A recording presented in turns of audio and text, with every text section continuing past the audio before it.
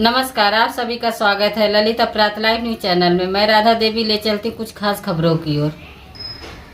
गुजरात जिला सूरत में 29 अक्टूबर 2025 को गुजरात प्रदेश कांग्रेस कमेटी के जनरल सेक्रेटरी दर्शनभाई नायक ने गुजरात के शुगर डायरेक्टर और गुजरात सरकार के कोऑपरेटिव मिनिस्टर को साउथ गुजरात की कोऑपरेटिव शुगर सोसाइटीज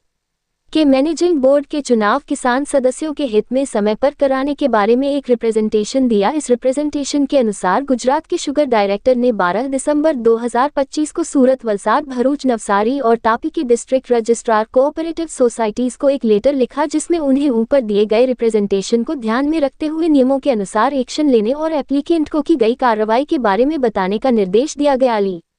दर्शन कुमारे नायक, जनरल सेक्रेटरी, गुजरात प्रदेश कांग्रेस कमेटी। रिपोर्टिंग सह संपादक विंध्याचल ओझा की। એનો ખુલ્લો કિતાબ વારંવાર અમારા દ્વારા 5 વર્ષ દરમિયાન જિલ્લા પંચાયતની તમામ યોજનાઓમાં મોટા પ્રમાણમાં આવી ગેરરીતિ, ભ્રષ્ટાચાર અને સ્થાનિક તાલુકાઓમાં પણ જે રીતે મોટા પ્રમાણમાં ભ્રષ્ટાચારની ફરિયાદો કરવામાં આવી હતી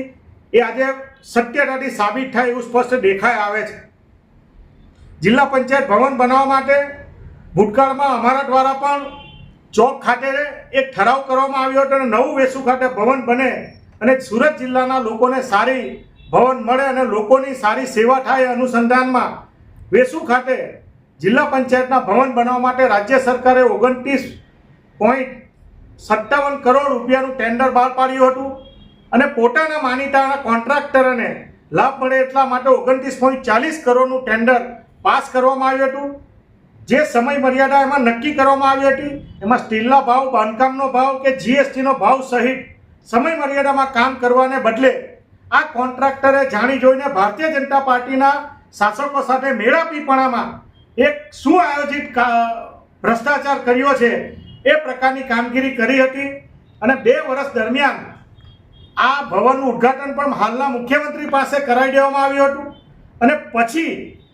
આ કામ સમય મર્યાદામાં પૂર્ણ ન થતાં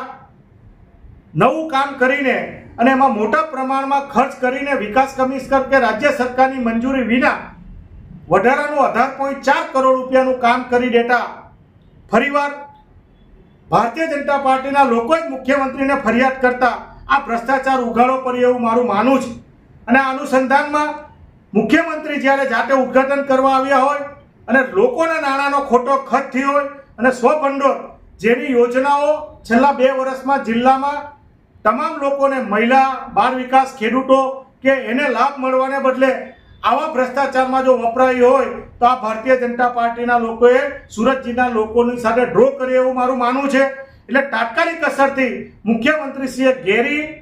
કે એસવીએનઆઈટી પાસે સમગ્ર બાબતની તપાસ થવી જોઈએ। જિલ્લા વિકાસ અધિકારી કે તાલુકા વિકાસ અધિકારી કે જે કોઈ આમાં સામેલ હોય, જિલ્લા પંચાયતના સભ્યો સામેલ હોય, કારોબારી અધ્યક્ષ સામેલ હોય, જિલ્લા પંચાયતના પ્રમુખ સામેલ હોય, બાંધકામ સમિતિના અધ્યક્ષ સામેલ હોય, એ તમામ લોકોની સામે તપાસ થવી જોઈએ અને જે કોઈ જવાબદાર હોય એની સામે પગલાં લેવા જોઈએ એવી લોકહિતમાં અમારી માંગણી છે।